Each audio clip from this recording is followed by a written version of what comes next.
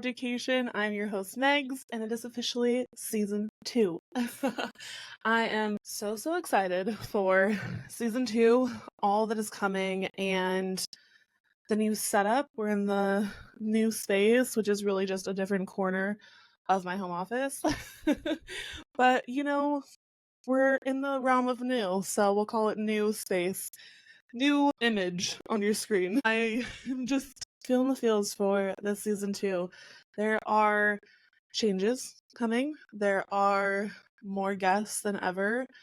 And I just exiting season 1, I was like, damn, I learned some stuff. I didn't really know what I was getting myself into. I think I took a leap before maybe I was fully ready for said leap.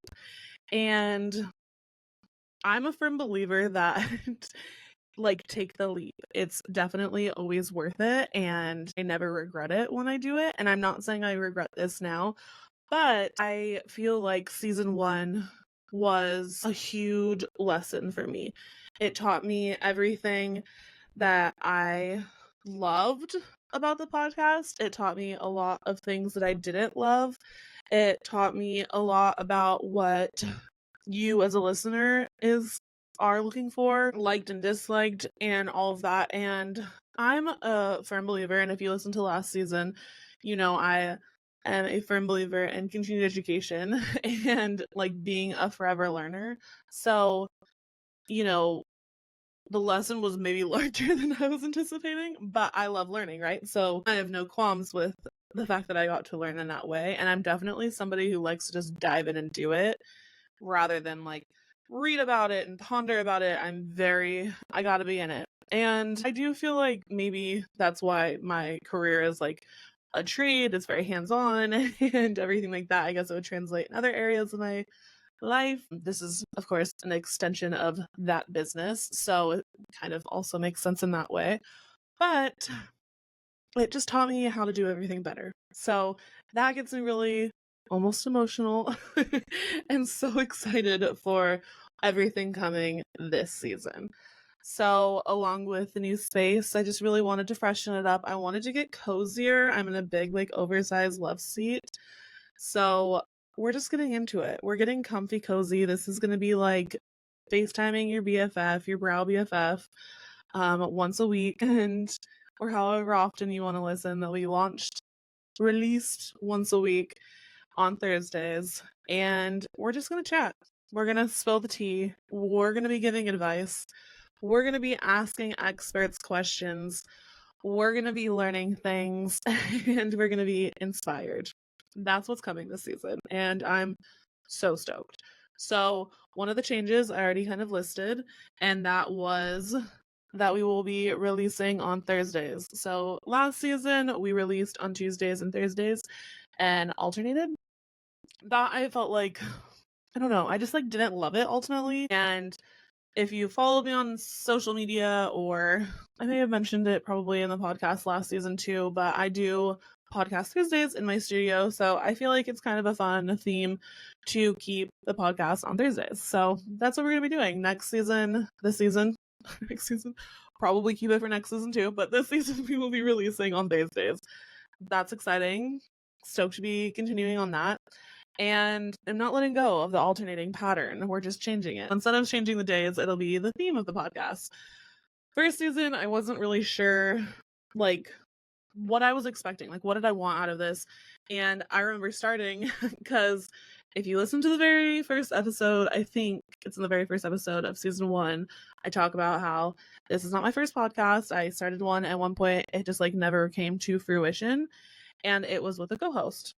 Love her to death. But ultimately, the excitement and everything of the podcast really lost its zhuzh for me. And I think it was really just because at first I thought it was because I didn't want to be I didn't want the banter thing. I wanted to just long form chat. And I do love a long form chat. Sitting here with you right now doing it. Love a long form chat. But I do like the banter as well, which is what season 1 taught me. So first go around, this is my second rodeo, not my first rodeo. Well, the first rodeo taught me a lot. maybe it was more so that I just like wanted to be in control of the narrative of the podcast. And last season or first season taught me that I do also want the banter. So both was a lesson. Both instances taught me something. And that being said, it'll be solo and then alternating guest. More guests than last season. I am so excited. The lineup is incredible. By the time you're listening to this, you're going to see all of the wonderful people coming on. You won't hear about everyone, so I'm not telling you yet. We have Tamara back. Tamara, I hope you're listening to this. I cannot pronounce your name. I think I'm saying it correctly. Pretty sure I am. But I keep gaslighting myself into thinking that I'm saying it wrong now because I did on the first episode with her. So thank God she doesn't hate me. She's back for another episode. So grateful to have her. We have so many new faces, wonderful brow artists and experts, icons coming on, and I'm stoked. New faces like Brie and Hannah, and I'm not even going to give you more information than that. I'm just going to name drop and walk away. We have some seriously incredible people coming. These conversations lit me up, and I just honestly cannot wait to share it with you guys. And I am also hoping that there will be a little more back and forth with you this season. I feel like season 1, I got a good idea of what like I thought of the process, and trying to put myself in the listener kind of headspace when I was, viewing analytics and going back and looking at how everything played out after the first season. I really dove deep into like what was working and what wasn't working, what got the most views and listens and whatever, and like what grew and performed well. And I just want more of what performed well. But I feel like this season will be another lesson to learn, right? I'm stoked to learn that lesson. That being said, it would be cool to get more feedback. So I'll be more active, fingers crossed, more active on my Browducation IG. Hey, it's Emily here from Brow Fox Beauty. I'm so proud to be sponsoring this episode of Browducation. If you are new here, let me tell you a little bit about Brow Fox Beauty. We are a professional brow line for the esthetician. We specialize in easy retail for the busy esthetician. We also have a line of better back bar basics so you can be super confident putting pre and post wax solution and massage oil onto your client's skin, giving them the best glow and the best brows yet. You can find more information at browfoxbeauty.com or on social media at browfoxbeauty. More active on my Browducation IG, Instagram, and hopefully we can get that conversation going a little bit more and kind of hear your guys' feedback on what you like and even questions for guests. I mean, I'll have some returns this season, so these wonderful people are always going to be in this space with me. And if you have enough questions and you really want to pick their brain more, I'm gonna have them back. Like, I'm gonna ask these questions. I want to. That's what I want to be for you. So let's keep the ball rolling with that. What else is changing? What else are we doing differently? I put my heart and soul into this. I really did way more planning than I did with season 1. I'm gonna be 100% transparent. You know me, I love being transparent. And I really like planned this out more than I think I ever have before. With anything, honestly, any project, I really took it seriously because I love it and I enjoy it so much. So I'm excited to see your thoughts, and hopefully you'll love it as much as I did creating it. One thing that I am going to be doing this season, which I'm super excited about. Last season, I felt like there was so much advice and opinions and great conversations with the guests that came on, and kind of just like, what I was talking about, even on my solos. But one thing that I really wanted to push this season was, the education and Browducation. So on my solo episodes, I'm going to be talking or spotlighting a ingredient every episode. I feel like if you've followed along the podcast, know me at all, I am a total ingredient nerd. That's like one of the first things I look at, and I am really hard on brands that don't do the due diligence for us in the brow world on like why they're using a specific ingredient. Is this like, are you trying to like greenwash your products? Are you trying to name drop things that trigger us into thinking they're better for the hair or skin or whatever? Do you actually have the science to back up your claim?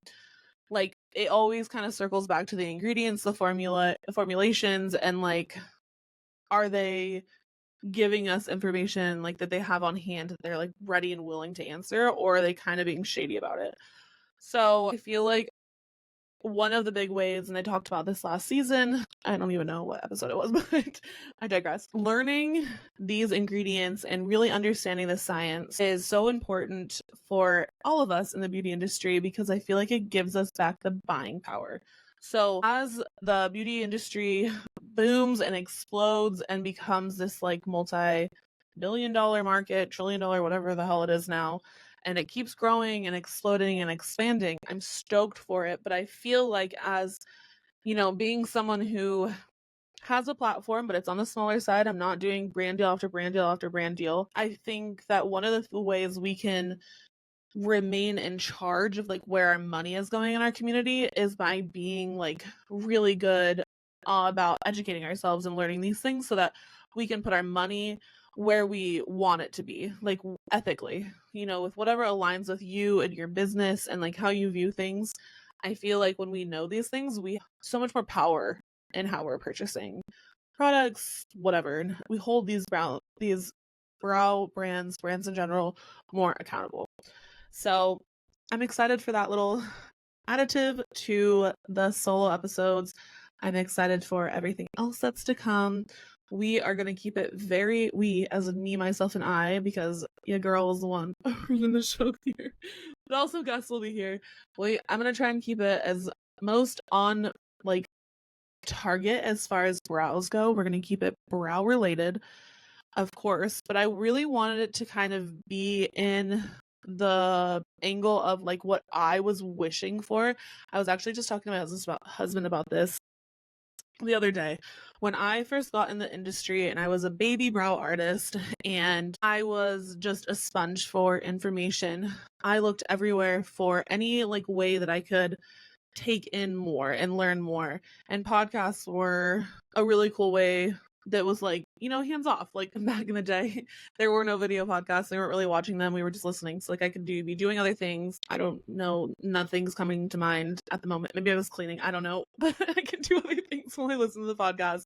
And one of the things that was really missing at the beginning was the beauty world representation. When I first started listening to podcasts early on in my career, it was like editors of magazines and things like that. And they were talking from, you know, a place of being in the realm of the beauty world, but definitely not like technician wise. Like they were not the ones behind the chair. They were, you know, partnering with companies and getting things straight from a brand's mouth versus like actually using these products and, you know, whatever. So as that started to grow, I got so excited. I loved finding, you know, other brow artists and, or not necessarily brow artists, but other beauty professionals and their podcasts and skincare and, you know, da da da da. And that's how I found a lot of people in the industry at the beginning. And I remember repeatedly coming back to, where are my brow people?